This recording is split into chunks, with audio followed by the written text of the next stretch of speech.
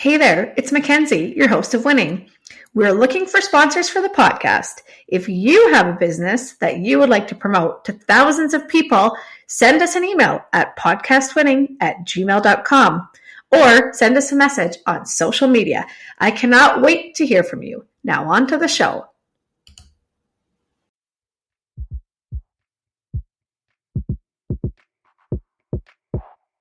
Winning is your guide to making it in business. Join our award-winning host and entrepreneur, Mackenzie Kilshaw, and special guests in casual conversations that will educate and inspire you on your business journey.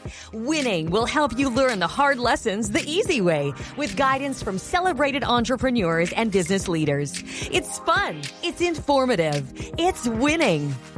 Hello, welcome to Winning. I'm your host, Mackenzie Kilshaw. Today's guest is Andy Pawlovich. How are you?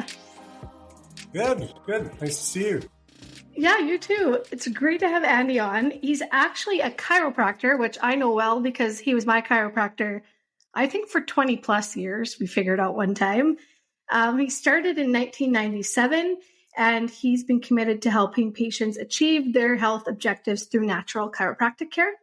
In November 2014, he opened his own clinic in Stonebridge. And now, after nearly a decade, he's looking to expand by welcoming a new associate. So we're going to talk a lot about that. Andy, that's just kind of a brief bio of you. Do you want to tell the audience who you are? Who am I? Well, I'm a husband to Nicole. I'm a father to Sophia, Allie, and Joey.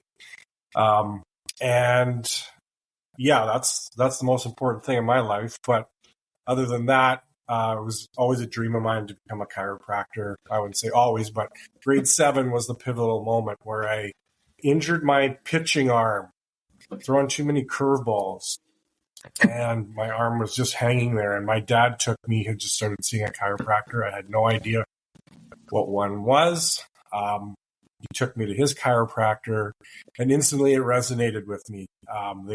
They're doctors. They're helping people with sports injuries. They seemed to be enjoying themselves. It was a busy place. And like I said, it just instantly clicked with me. So I figured if I wasn't going to be a professional athlete, that this might be the next best thing. I can help athletes or help whoever. And so from then onward, that was my goal, was to become a chiropractor. So, I graduated 27 years ago in April. So life has flown by. But basically, I've always been an owner in my chiropractic business. 11 years of the 27, I was in a multi-doctor office, but primarily came out of school, opened my own doors at the age of 24, which is crazy. Scary. and I didn't know what I didn't know. So, ignorance is bliss. And, here we are today. 10 years ago, pretty much decided to go back into solo practice and open up Pawlovich Chiropractic. So let's just back up here a little bit. You're 24, you graduate, you're a chiropractor. You're like, I'm just going to open my own clinic. Were you scared? Or like you said, ignorance is bliss. You just didn't know any different? Or what was your thoughts? Do you remember back then? I do. I was reflecting on that. I was brazenly confident coming out of school because I had a unique situation where I was classically trained in a certain technique approach when I was going to school in Bloomington, Minnesota. And this technique approach was not taught at school, but it was by the doctor I interned with and whatnot. It's called the Gonstead technique. Some people may or may not have heard of it, but it's a unique approach. It's been used, widely throughout the profession. But I was trained by one of the greats in the profession with regards to the Gonstead technique. So I came back to Saskatoon and nobody was practicing this. So I felt this was a niche Yep. And I didn't want to join an office where they weren't practicing this way. And I thought maybe they want to change me or what I was doing. In retrospect, I don't know if that was the right decision or not. It's the one I made. But I could have definitely used some more business sense and help along the way. That's for sure. And taking on all of that risk, debt, responsibility at such a young age, would need to be scrutinized once again, for sure. I don't know if I'd recommend that. You know what? It's something that, I mean, we'll never know because it's past tense now, but I totally understand what you mean. When I first started, actually, I opened my store right around the time that you opened your clinic. And I remember thinking, I have a commerce degree, so I know all the business stuff. Plus, I have 10 years of work experience, so I know the practical stuff. So I'm set. And then I opened my doors and realized I had no idea what I was doing. And asked for a lot of help, right? Asked for professionals' help with like a bookkeeper, an accountant, and lawyer, and all of that. Ask other friends with businesses. But I kind of was the opposite of you, and I don't even know if I was really prepared. So I don't know that there is a good answer. I mean, clearly where you are now, it's worked out well for you. Yes. And what I figured out right in the onset was that I did need help, and I hired a business or chiropractic consulting group. And the first thing they did was change my clinic hours of when I was seeing patients, because I thought I needed to be 7-Eleven, and that was so draining and it was difficult to be in any kind of flow and whatnot. So they concentrated my hours, and it was so liberating once we did that.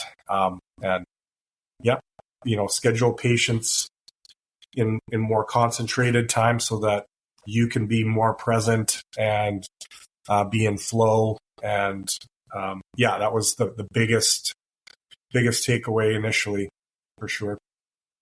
Yeah, it's so smart because you're hiring someone that knows what they're doing because they've got the experience of working with other people, and they can give you that guidance. And a lot of people are like, oh, it's another cost. But to me, that's an investment. You made an investment into your business, and it helped you out a lot. 100%. Yeah. And I'm still doing it to this day. Yeah, even 27 years later. Yep. Absolutely. That's awesome. Because, they hold you accountable. They ask the tough questions to make you focus on things that you don't even think about, or Yes. you don't want to think about, right? And so, it's definitely important, and it does give you that confidence as well, that just to bounce something off somebody and say, I'm thinking of doing this, or I am doing this, and they're saying that's a good idea or not a good idea. Or not. Yeah. Sometimes the or not is actually the better, right? Because most of the time when you have an idea and you bounce it off your friends or your wife or whatever, they're like, that's a great idea.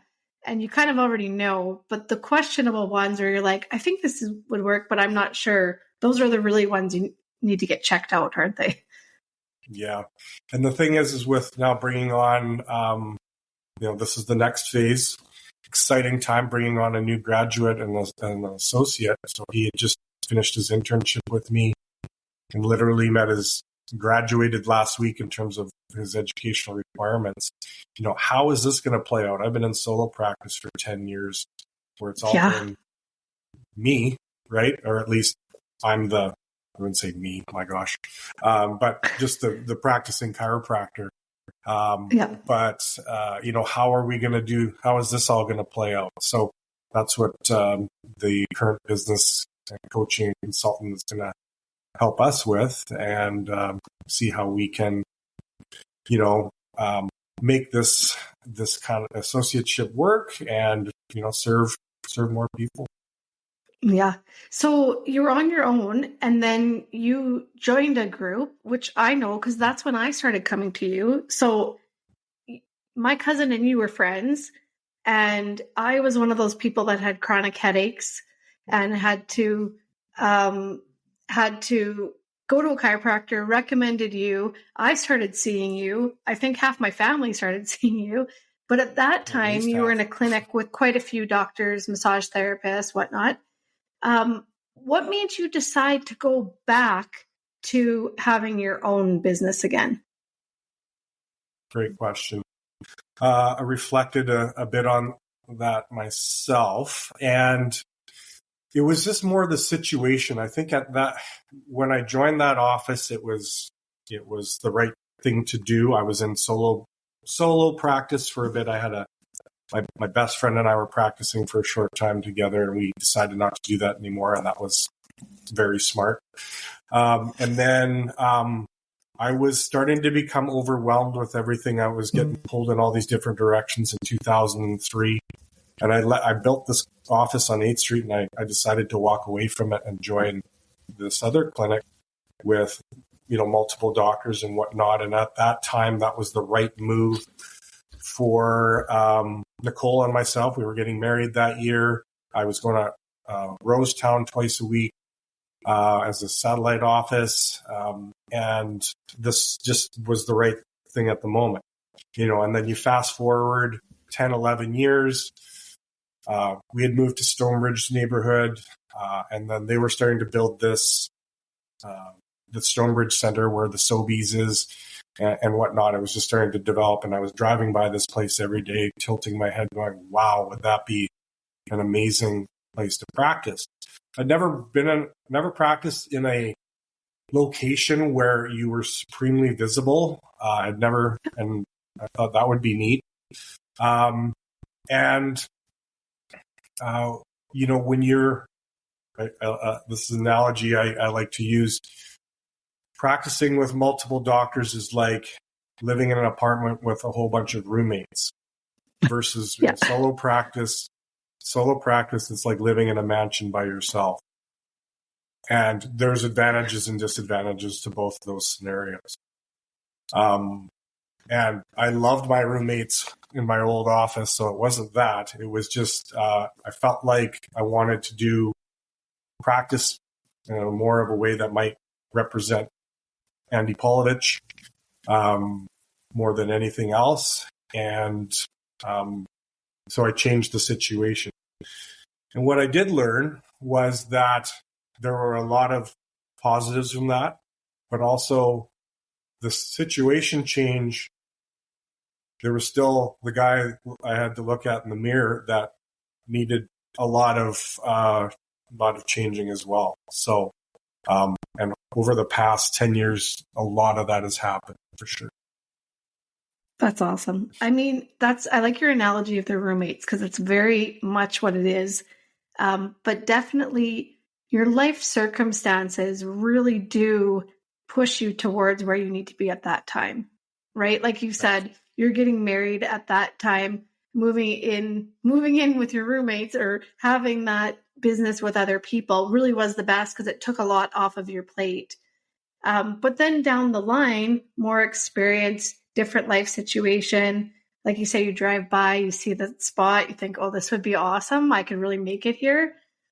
Your life at that time really pushed you back into that solo entrepreneurship, which is awesome. Yep.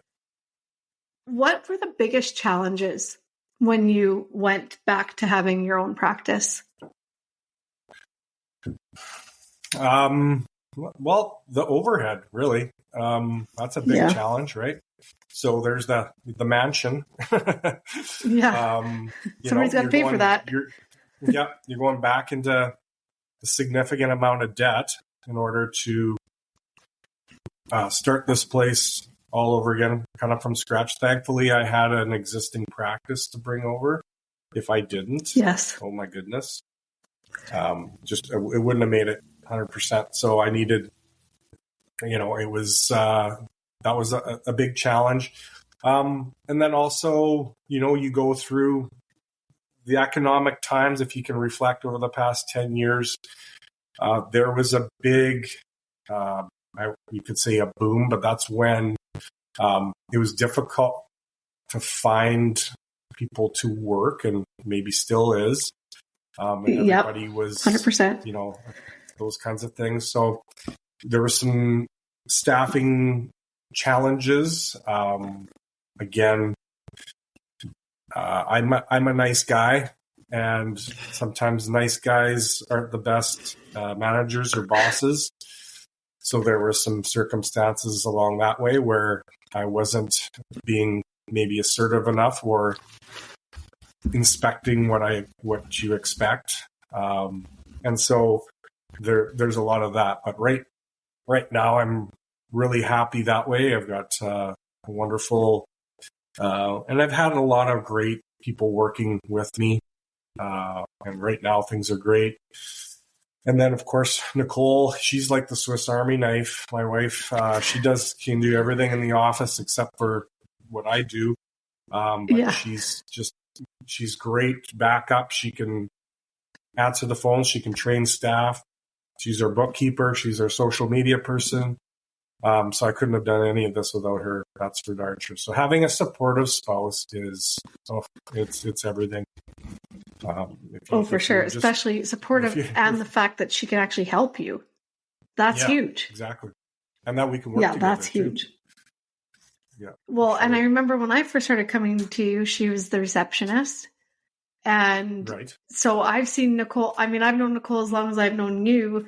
And if you've never been to Andy's office and seen Nicole, you literally walk in there and she like lights up the room. She's so just genuine and personable. And I think especially for a business like yours, when you're dealing with patients, that is such an asset that really can be hard to find, like you said. So the fact that you have her, I think that's your little hidden weapon. Well, that's how we met, actually. She worked at the dry cleaners, and I thought she was hitting on me. But she was just like, who's nice? That's nice. And I'm just like, wow, and it turns out, and I go, I really want to hire this gal. And it took me to marry her for that to happen. So, well, it worked out well both ways for your personal life and your business. Yeah, but having great employees really does make all the difference. Okay, so you have the unique technique that you learned, that you practice. Is there other strategies or other things that you've done to differentiate yourself from others? Because I feel like chiropractic care is so personal, which I think you do a great job at that. You're a very personal person. But how do you set yourself apart?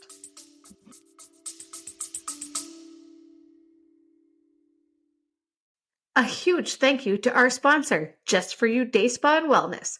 Just For You is Canada's premier day spa with 5 locations in Alberta and Saskatchewan. The award-winning luxury spa features Leah Reese cosmetics and iconic Betty jewelry that you can also purchase online.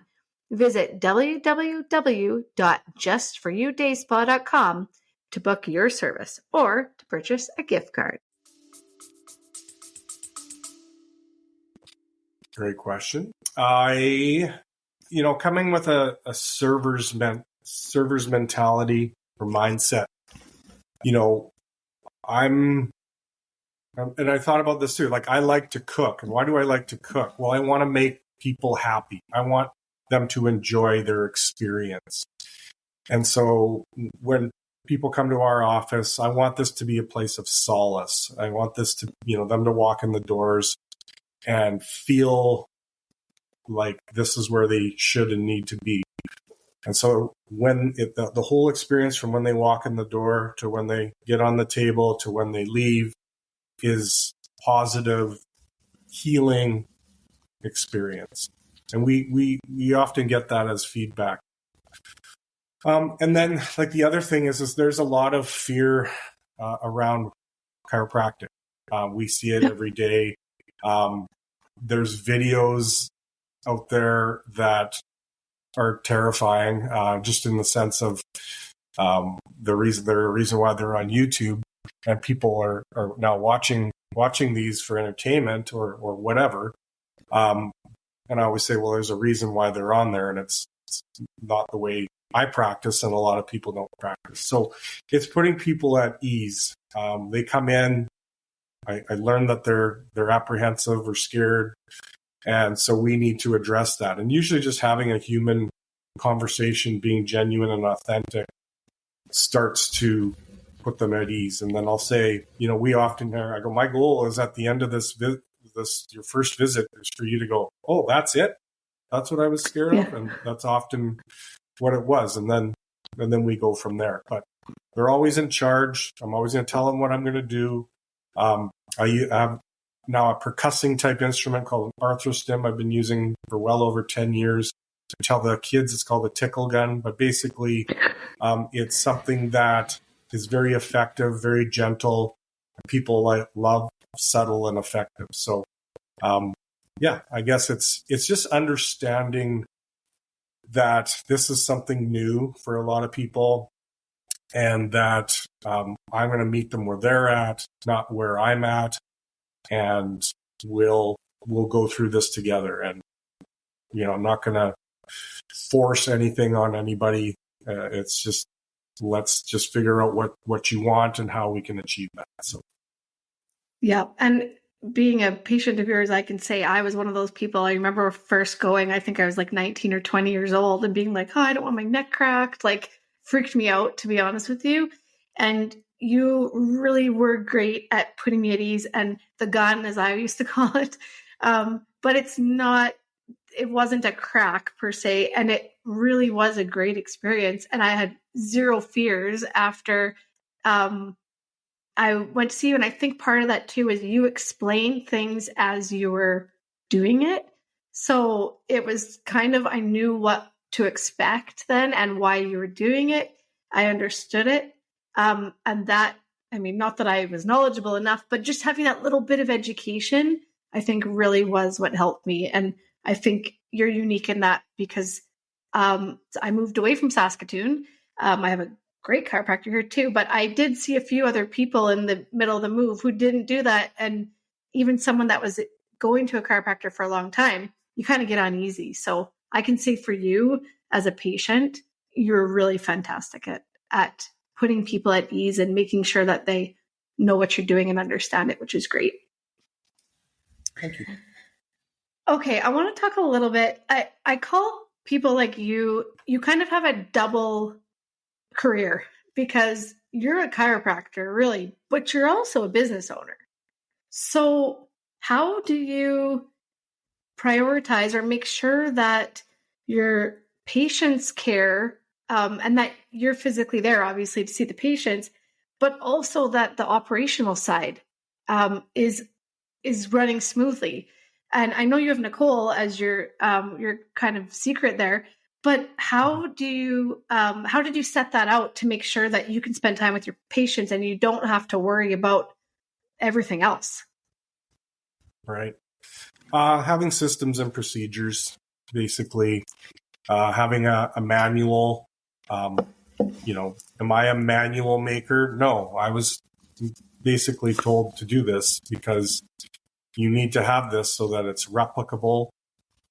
Yes. And whatnot. And so in the training process and just having that in place. There's three parts of the chiropractic practice. There's the technician, which is me, the chiropractor performing chiropractic. That's the easiest part.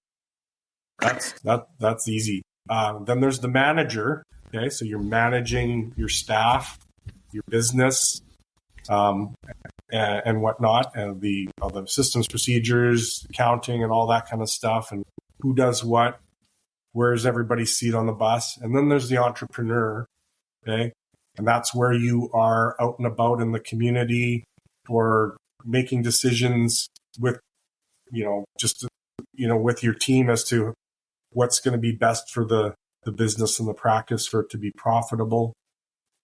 Businesses, number one thing that has to happen is you have to make a profit or else you won't exist.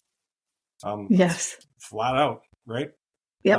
And so it's providing that service so that it's, it all works. So there's a lot of there's those three different hats.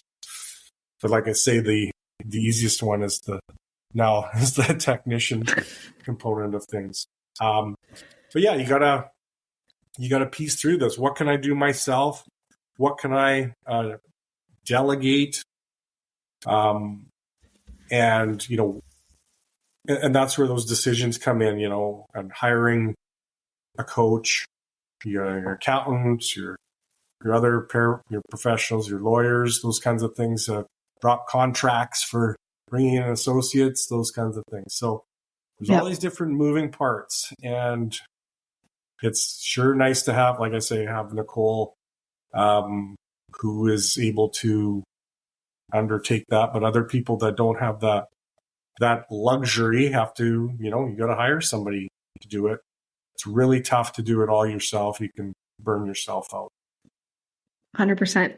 You literally like music to my ears when I hear you talk about systems and procedures and manuals. I'm a firm believer that every business, it doesn't matter if you have 3 people employed with you or 300, you have to have things set out. And customer service for me, that's one of my passions for sure. But it's true, when everybody's trained the same way and everyone knows what they're doing, then if a patient of yours comes in, it doesn't matter whether it's Nicole or one of your other staff members, they're getting that same experience. And that's what makes people be loyal to you. And that's what makes people keep coming back, right? And telling their friends and recommending you. And that's how, as you said, you need to make money. That's really one of the best ways for you to make money, is having that consistency. Right. Exactly. Yeah. Representing the brand, right? Yes. Yeah. Yeah. And if you don't know how to do it, you pay someone to do it, or you hire someone, depending the size of your business. If you're quite small, you maybe can't have someone just to work on procedures, but you hire, like you said, a consultant or someone else to do it with your guidance so that you know it's done. And the best is to do it when you first start. But if you're already in business, you can start now, right? It's not a lost cause. Right. Exactly. And another concept that one of my business coaches said is whatever your activity you're doing, is this dollar per hour work or dollar per minute work? So in my practice, I'm fortunate when I'm adjusting people, and that's my widget. I'm doing dollar per minute work where, am I going to, I'm not cleaning the toilets or something. Anywhere, quite honestly, but and I'm not saying that it's snobby. It's just no, but it's not worth your time because you're not making money doing it. Yeah, right, exactly. But otherwise, I can go out and do something I'm passionate about, like cooking or playing sports or something like that. I'm not making any money at that, but I'm getting my needs met that way. Dopamine being secreted, those kinds of things, dopamine and serotonin, and versus, doing some work that someone would gladly do if you hired them to do it. So as a business person, understand what your widget is. That comes from the book, Jim Collins, Good to Great. The hedgehog principle of what is your driving force behind your business. You can get kind of distracted, get all these things people want you to do, but mine is the chiropractic adjustment, and anything that takes me away from doing that is just a distraction. So I couldn't agree more. Yeah. And if you actually sit down, I'm a big fan of time audits.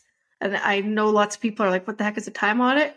But if you actually sit down and write out everything that you do in a day and everything that has to be done in your business in a day and how much time is spent on that. And if you take that, for you, patients, like you have to see the patients, right? Well, now with your new associate, which we're going to talk about, you have that help, but you have to see them. So what things can someone else in your office do to take that load off of you? And if you try to do everything, you will get overwhelmed and you will burn out. It's not will I or won't I? It's when will you? It's going to happen for sure. Yep. Exactly. you kind of mentioned community a little bit, and you are very involved in the community. You do a lot of volunteer things and raising money. And Andy and I've talked about this before. I did Swinging with the Stars. We were on the same year. We both raised a really great amount of money, and we danced on stage in front of like 1,000 people. I still don't know how we did that. It was fun, but crazy as well. It was awesome. Yeah, I was so glad to do that with you as well. I know that was cool. Well, considering we knew each other for so long, we started businesses around the same time. It was such an honor to be able to do it the same year. But I know you do community because you're that kind of person, and it's out of the goodness of your heart. But how has that also helped you in your business and, working with others in the health industry? I know you do too. So how has that community aspect really been a success for you? Well, it's kind of the circle of life. Things come full circle, karma, all those kinds of things. When you go from a server's mindset, people, I guess, maybe recognize or see that, what you're all about, I guess, and it's just being genuine and authentic, and people appreciate that, I think. I know I do. So, when you're doing something for others, that just kind of shows who you are versus, mine. I'm only doing things that, what's in it for me, that kind of thing. People can sniff that out pretty quickly. So,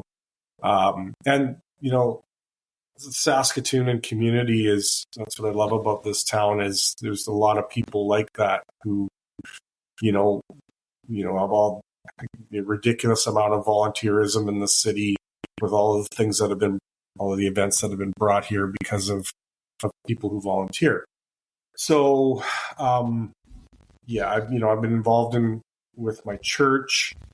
I do, for the Chiropractic Association, I'll do some of their PR stuff with the news. They've come up with a great program called the Toasty Toes Sock campaign, and our office has been jumped all over that. And I often have, go down and speak in regards to that with the Salvation Army.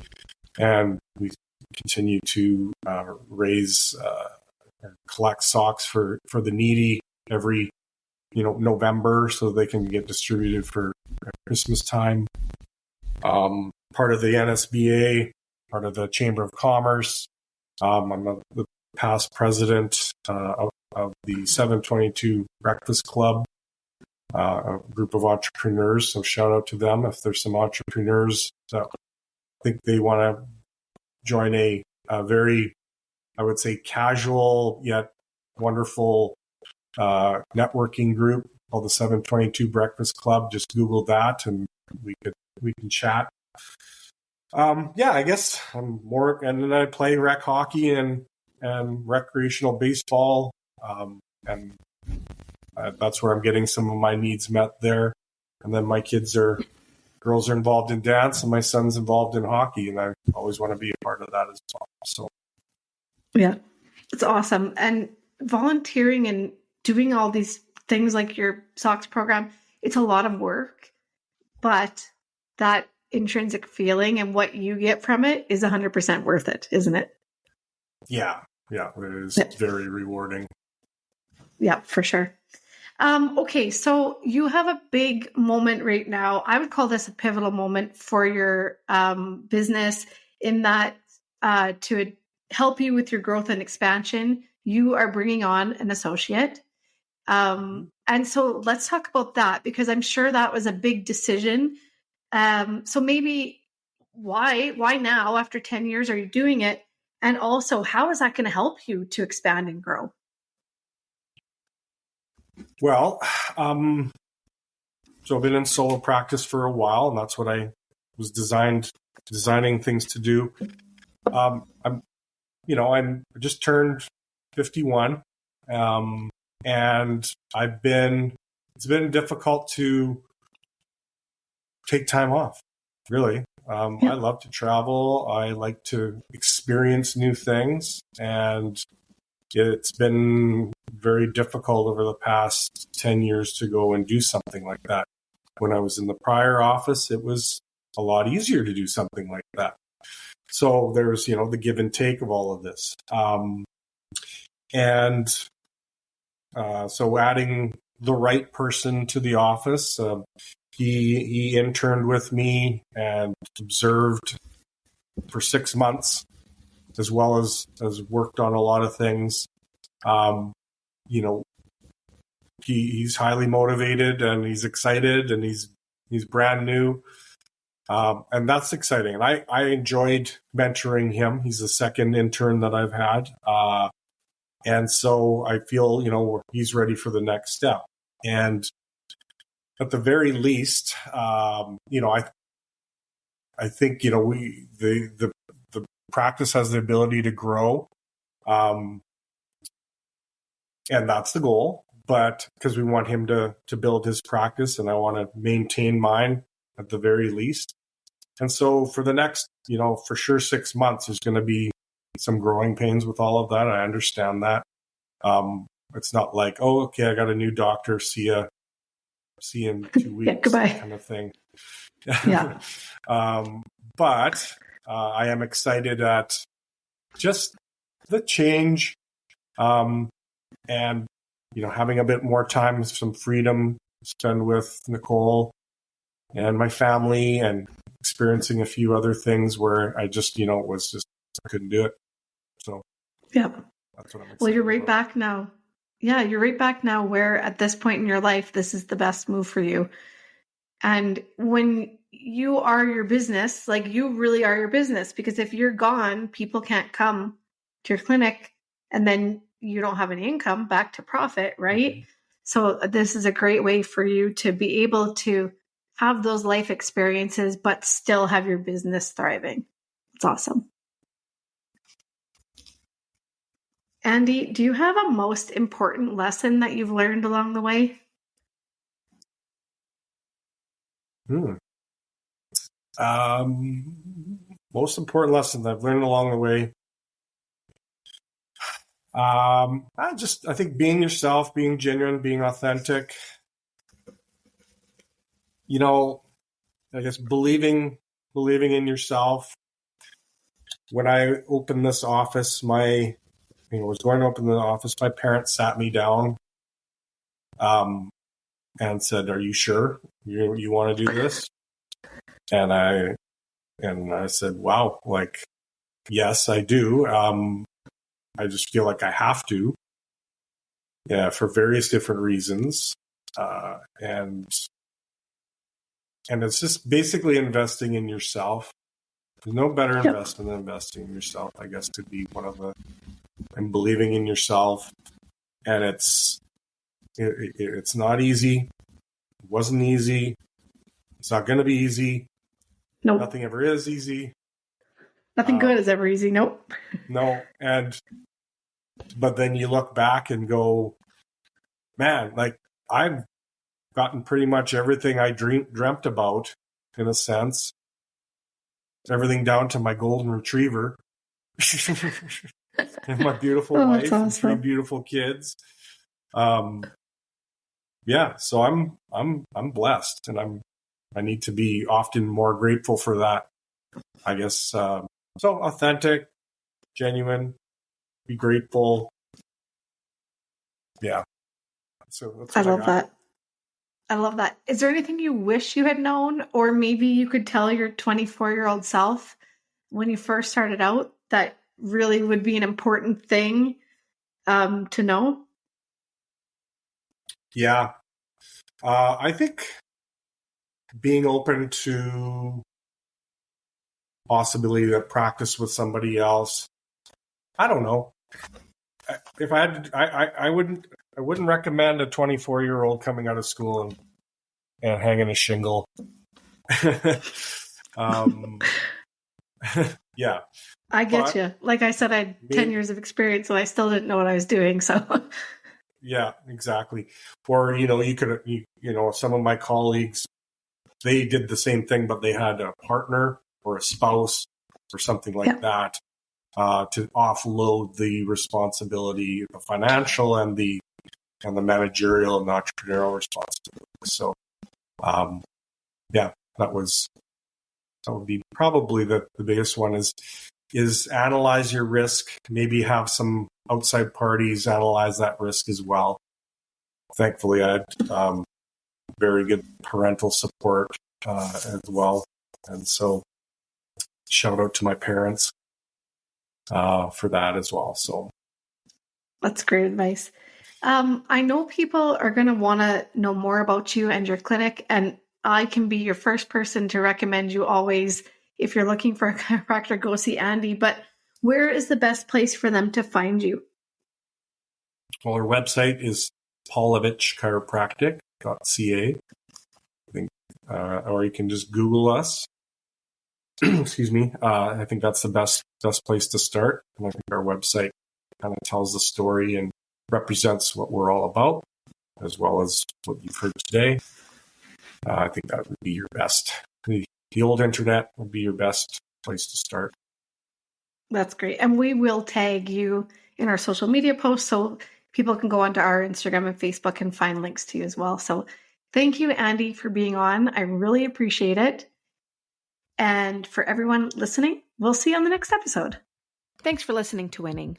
Be sure to subscribe to get all of our new episodes.